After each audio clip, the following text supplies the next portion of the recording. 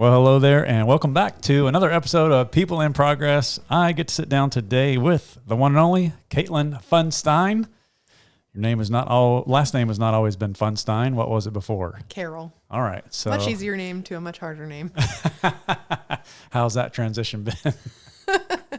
Well, I have to spell my name a lot more often. Yeah.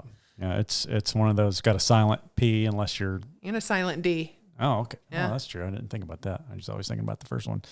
Well, good. Well, Katelyn, you and your family have been coming here for a couple of years now, and we're excited to sit down with you so people can get to know you. You're not just the lady who plays piano. You're not just Andrew's wife. You're not just your child's mother. So we're excited to get to know you today. So thanks for coming in. No problem. And we'll be asking you questions, and you'll answer because you already know the answers. There's no trick questions coming your way today. So good. Tell us about your family, like where'd you grow up, siblings, parents, and all that jazz. Sure, yeah. I was born in Colorado, but I only lived there for a very short time. Okay. I don't even remember it. But I grew up most of my life in Ohio. O-H. I-O. There it is. Central Ohio, a suburb north of Columbus. And grew up there for most of my life. And then I went to college at Belton Nazarene University in Bourbonnais, Illinois, which is about a 6-hour drive away. Okay. Now, for those of us who are not familiar with that part of the world, we hear about SNU here, Southern Nazarene, or Trevecca in Tennessee. Yeah. Olivet is about an hour south of Chicago. Okay. All right. And their mascot is? The Tigers. The Tigers. Okay. Very cool. All right, it's so like you they went to ripped it Olivet. straight from LSU. Well, probably the Tiger mascot is pretty common. Yeah. So you went to Olivet and you studied in what area? Music education. Music education because you wanted to be... I wanted to be a band director. Okay. I did spend 1 year as an elementary music teacher, and that wasn't so much for me. So It's just not a fit. No. Okay. I mean, it wasn't terrible, but the era I was in was not great. So Okay. And then I moved on and started working as a band director, and I did that for about 3 years. Okay. And very cool. Then I had the small person that you might hear occasionally throughout this. And I decided that the hours required of me for being a band director were not feasible to maintaining and sustaining a family. So I chose to take a year or two off from working. And then I am currently going to school for computer science with the hope that I can get a job that I could do at home. Okay, cool. So kind of switching gears and making mom life a big priority. Yes. Which is really cool. And so we're not going to name names and all that, but you have a child. Yes. And that's super cool. It's fun to watch them grow up and develop. And so like Katelyn said, you may hear some superfluous noises in the background, but that is just fine. That just means life is happening, and we're always excited about that. Siblings, mom, dad, what's the story there? I have 2 sisters and 2 half brothers. My mom and dad got divorced when I was young, about 7. And so I have 2 half brothers with my dad and my stepmom, and my mom never remarried. My mom is currently a pastor, a children's and youth pastor in Tulsa, Oklahoma. And my dad works with I think it's nursing administration in Georgia. And my stepmom works in the medical field as well. I think she's like an LPN or something like that. Okay. All right. And so you said you had 2 other siblings, 2 sisters. Mm-hmm. All right. Where do you fall in the lineup? I am the oldest. I am the oldest for sure. And my next youngest sister, the middle one, she lives in Georgia and she's a nurse. Can you see a theme running here? I'm picking up on a medical theme and here. then my youngest sister lives in Bethany, Oklahoma, because she went to SNU. Okay. And she is also a nurse. All right. So that just skipped you. Yeah, right? no, Okay. I'm not about the goo. All right. Is it kind of off-putting? And, yeah. So, okay. So do gory things turn your stomach easily, or just not a fan? It's not like blood and stuff I don't mind, but I don't know. I've don't like other bodily fluids. Okay. And you have to deal with that a lot as a nurse, as I have heard from my sisters. Well, and a lot as a mom too. Yeah. Well, that's different when it's your kid. Still not pleasant, but acceptable. Sure. Right. There's another layer of care. Yeah, that's good. So tell us about growing up. Was church part of the fabric of growing up? Yeah, absolutely. Tell us about that. So technically all of my grandparents were in the pastoral field. My grandfather on my mom's side was a pastor and a police officer. His joke was that he could marry you, shoot you, and bury you all in one day and be legal about it.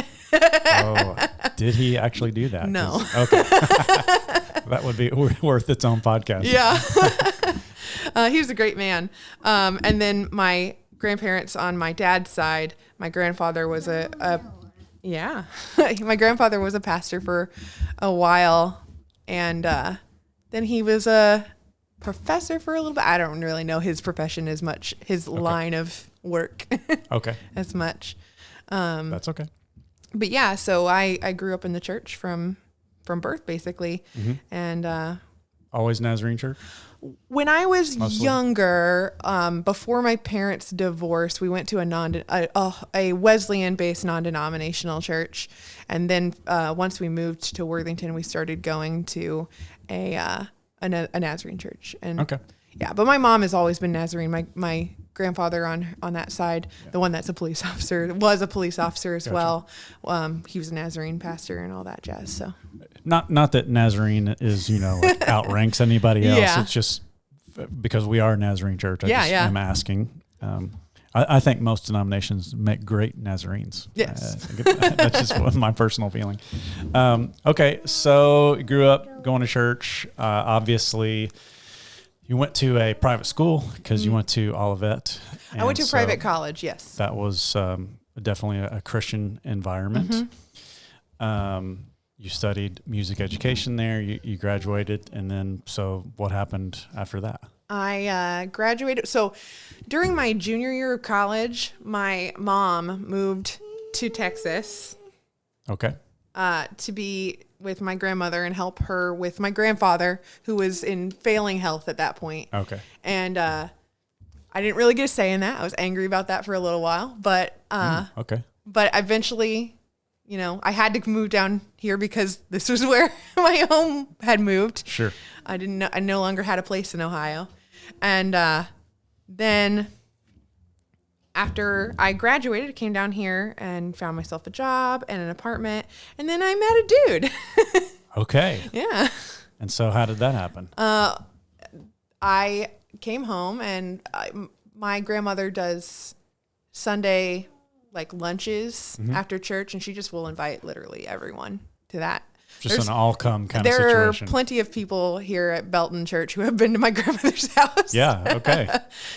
Either for that or some other reason. Gotcha. And he was showing up at those lunches, Andrew, who you guys know. And hi, buddy. And as I was just living my life and stuff, he was there, and we started hanging out with each other. And my mom says she wasn't trying to set us up, but she definitely gave me a gift card and was like, "Hey, why don't you go with Andrew to Mods for lunch one time?" I'm like, "Okay." Set up on the slide. Yeah. Huh? I gotcha. Okay. So you guys eventually connected enough so that you were like, we should be each other's person and get married. Absolutely. And so how long has that been now? We're coming up on 5 years in March. Okay. Yeah. Yep. Goes by fast. Yeah, it does. Yep. 5 years. That's a really good start. Okay. So we're going to change gears here a little bit. So you grew up going to church, but who would you say influenced your walk with Jesus? That's a good question. I have had a lot of good role models in that regard in my life. My mom has been an excellent role model, worked through a lot of stuff with herself and came out the other side victorious, Okay. And now she's doing what she loves to do. She wasn't always a pastor. Oh, okay. So she's probably the biggest one. She's taught me a lot about how to walk with Christ. I've also had, various other role models. When we lived in Worthington, we went to New Albany Church of the Nazarene, and there were several children's pastors who were very influential. Jennifer Ballinger, who is now a professor at Mount Vernon Nazarene University. She was very influential, just a great woman, great walk with Christ. And then after her, there was Kim Bob, who is also fairly well known amongst Nazarenes as a children's person. Yeah, sounds familiar. Yeah. And she was great, amazing. And I wasn't in her children's church as much because I was about to grow out of that, but I worked a lot with her as like a teen helper. And so that was very formative as well. Did you serve in that way a lot? I did.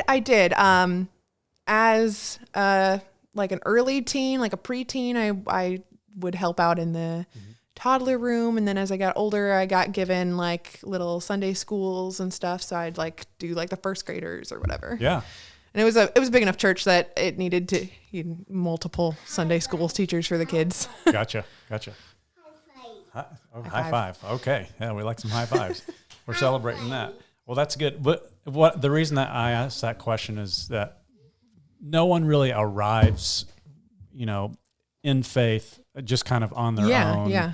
I guess maybe Paul in the Bible would be the exception to that. Jesus just kind of showed up in his life while he was on the way. But most often we find that Jesus just works through the people around us and through those who have influenced us. And so it's important, I think, for people to hear how much a mom has an influence in their kids' lives. So much. And that's not to pressure parents, but to remind them like what you do like with your kids really matters. Like making sure that they're in church more than once every 6 months.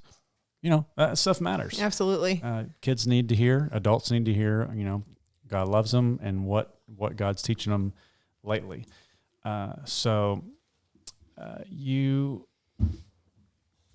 trying to stick to the questions, but you brought up something that You're good. Ask me whatever you want, man. So your family moved to Texas from Ohio. So while you were in college and then which kind of forced you, like you coming home meant now I'm coming home to Texas. Yeah, I have to come home to Texas. And you were angry about that. Tell me what was that process like for you?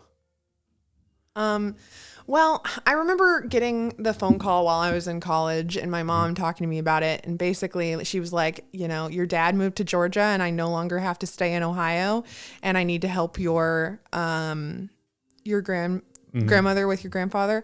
And your sister Kimmy is not having a great time in school. So she wants to go as well. And she's like, so basically like, I want your opinion, but we're going to go.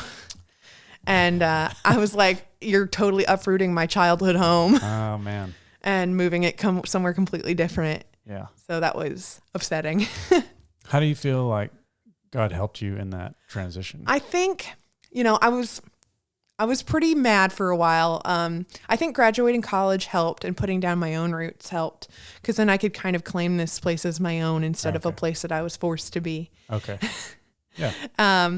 So that definitely helped. And then, he kind of sweetened the deal with Andrew. Okay. So you kind of saw the silver lining there. Okay. Would you say your prayers changed in that time? Like, cause being mad, that's just totally normal. Yeah. Because you're grieving something, you're losing something, you're losing where you grew up. Yeah. And so would you say that impacted your walk with the Lord? Did it increase it? Did it put it at distance? I mean, I don't know really. I mean, maybe a little bit. Okay. I didn't go home that often because Texas was so far away and we'd have to take airplane rides or I'd have to drive the whole way and that's a long way to drive. So I didn't go home that much. I remember being pretty mad like during winter break. Actually, apparently I met Andrew that winter break, but I don't remember meeting him because I was so mad. I didn't talk to him. Just sort of blackout. Yeah, just like I don't want to be here. Oh man. But yeah, I was mad when I was here. But once I got back to college, I kind of had other things to worry about. Just back in normal rhythm. Yeah, I had to, do juries and tests and papers and stuff. So. Okay. All right. What do people not think about when people are getting musical education degrees? Like what are someone like me who did not study that, what does that mean for them? There are certain parts that are easier, for sure. And there are certain parts that are a lot harder. For most music degrees, you're expected to practice several hours a day. Okay. So there's a high bar. Yeah, you're expected to practice several hours a day. And so you have, at least once a week, if not a couple times a week, a lesson. And then the final test for that is not a paper or an exam or anything. It's you got to stand in front of people and play by yourself in front of a room of people. So that can be intimidating. Sure. I didn't have to write as many papers as a lot of people did. And whatnot, but I still had to do a lot. And then for a music education degree, it's practically a double major, even though technically it's not, because you have all those education classes, all of those sitting in the classroom and watching other teachers and stuff. And then you also have all the music stuff too. Okay. So that's just that's a large load. Yeah. A lot of people have to do it in 4.5 years or 5. I took a lot of summer classes and was able to do it in 4. Okay. Gotcha. And so, because see, I didn't think about the education side of it. Yeah. So you have to do like student teaching and things like that. Yeah, I did too. do student teaching. Okay. I student taught for a really awesome guy in Clifton, Illinois. Cool. Would you share any spiritual growth markers? Like there was a time when you struggled with this, or you were doubting this, or, you just really saw God answer a prayer, just anything that you can point back and go, boy, God just grew me through that. Or yeah, absolutely. Like I've had several. Some of the most marked ones I can remember were in college. My first year and a half of college, I had this really tight knit group of friends. We were just going everywhere together. And one of the guys in that group kind of led me on a little bit. And as a result of that, I lost them all. Oh, okay. Lost all those friends. They just dumped me. And that was really hard for me. I didn't feel like I was like, why did this happen? Why did everyone dump me? Why doesn't anybody like me, sort of thing? And so that was really hard. And I definitely was real low for a while.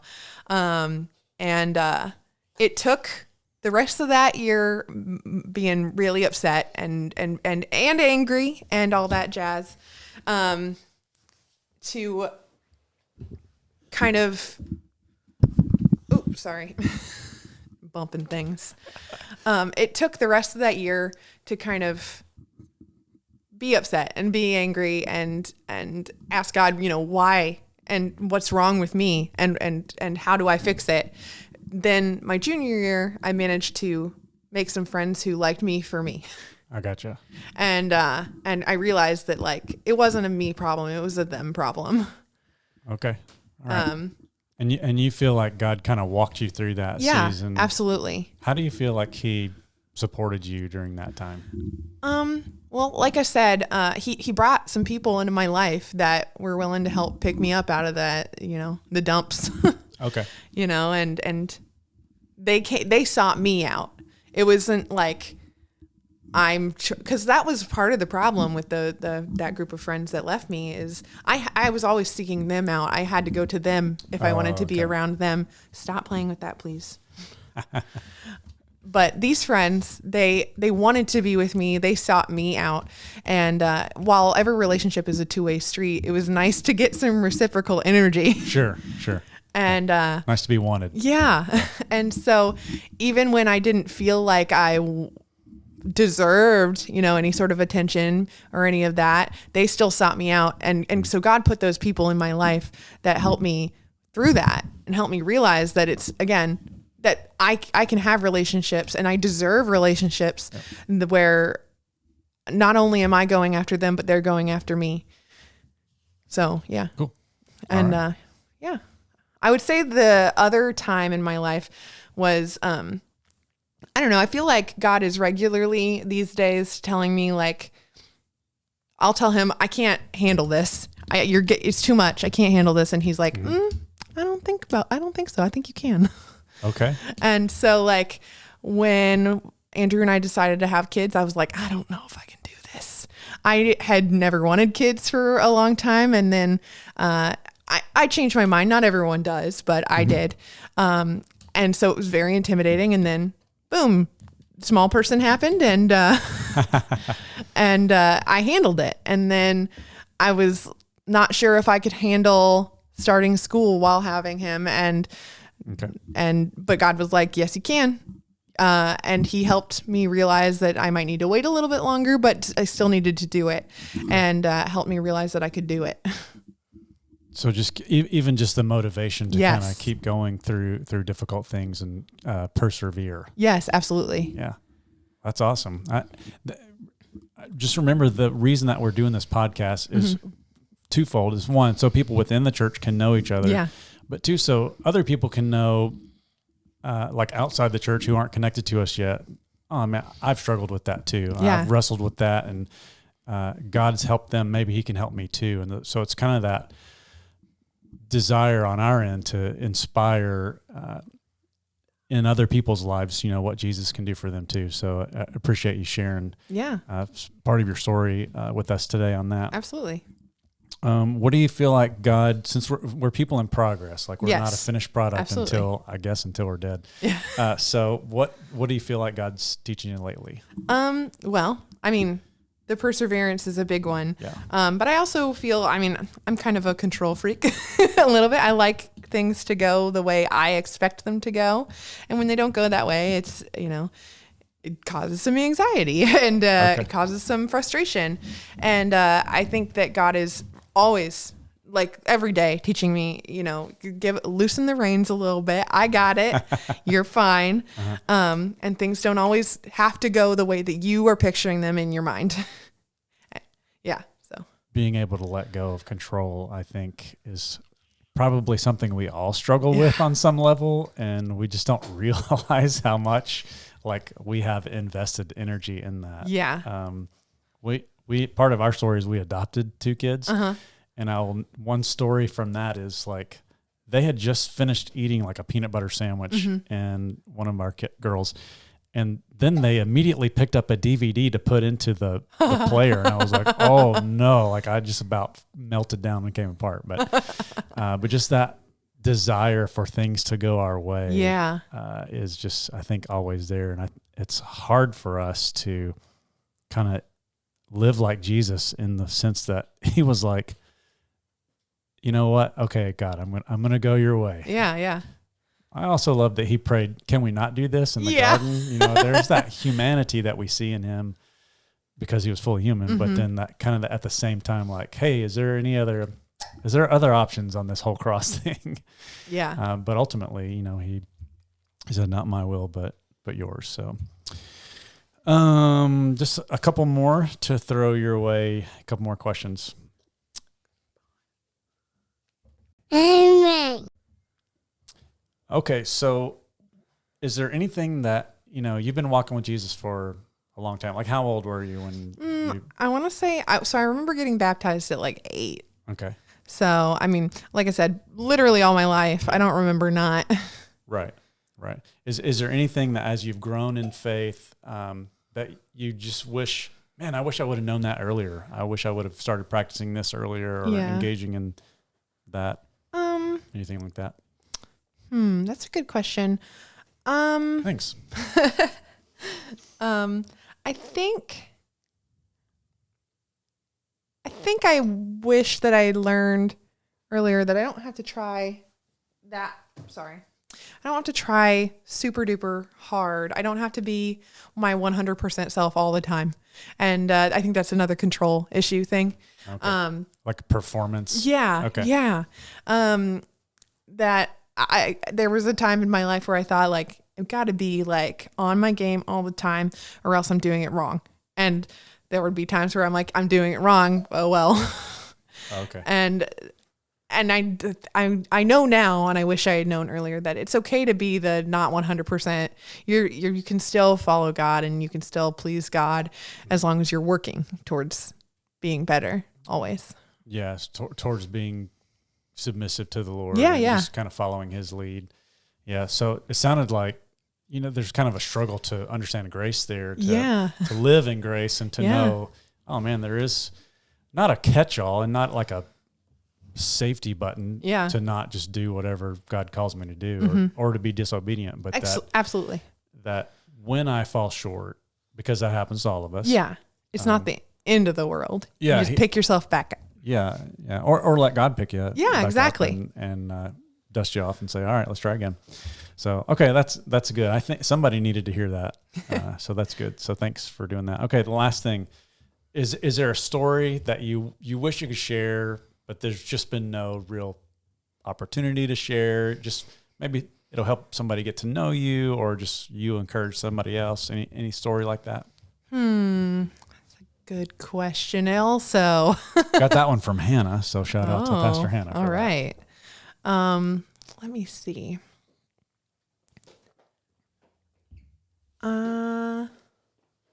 Probably something from college. I had a lot of fun. Good clean fun in college. You're going to qualify it. I should qualify. So in college we had a board game club, and I love board games. I think that's probably what sparked my love of like board games. We have a collection. If you ever want to hang out and play board games, anyone, we can. I got easy ones. I got hard ones. Okay. I got all kinds. But I was playing Uno with some of my friends, and I kept getting skipped. And I was so mad. Everyone was skipping me. Literally everyone was skipping me. And I was so mad that I did, in fact, it was a small like card table thing, but I did flip the table. What? And then one of my friends who had skipped me the most and was being the most antagonistic about it, I did like push him over. Whoa. And I was, 19 at the time, so I was not a child. Yeah. Oh my goodness. Katelyn, So my friends, I didn't know you had that in you. Yeah, my friends from college are like, "Hey, you want to play Uno? No flipping tables this time." And I'm like, "Oh well, yeah." So it kind of became a running joke. Never gonna live that down. So everybody, bring Katelyn a pack of Uno cards. No. Does that mean you're like ultra competitive? Yeah, I'm really competitive. Okay. Like about everything. I mean, that trivia night, we were. Yes. I'm so mad you beat us.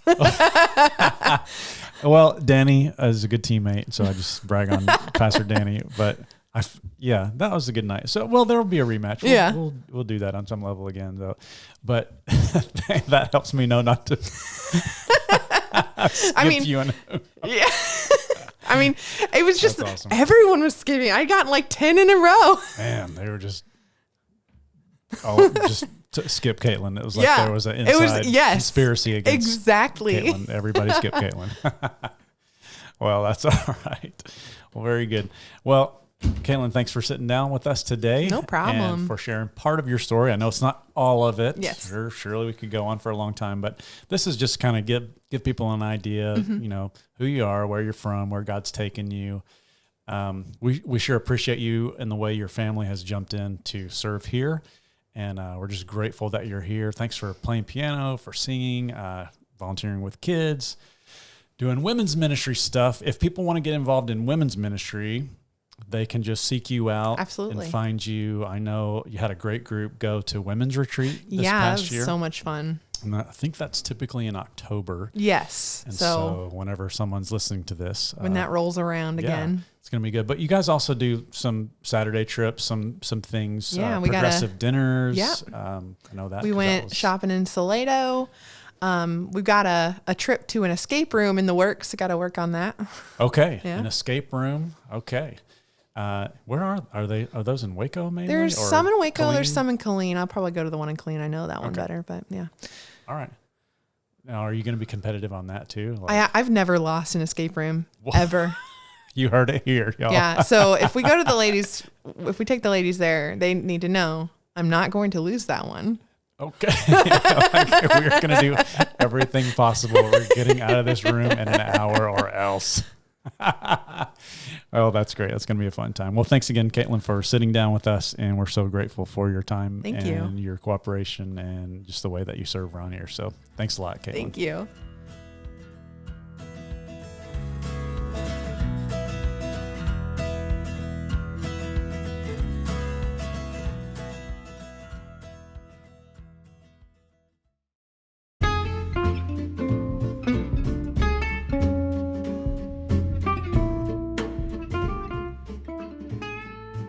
Thanks so much for listening to this episode of People in Progress. If you'd like more information on Belton Nazarene Church, you can go to belton.church for our website. Or if you'd like to share your story on the podcast, please email Pastor Derek at belton.church to set up a time. We are so glad you checked out this episode of People in Progress because it is another way that we get to encourage each other to live like Jesus every day. Lastly, we are confident of this, that he who began a good work in you will carry it on to completion until the day of Christ Jesus. Thanks so much. We'll see you next time.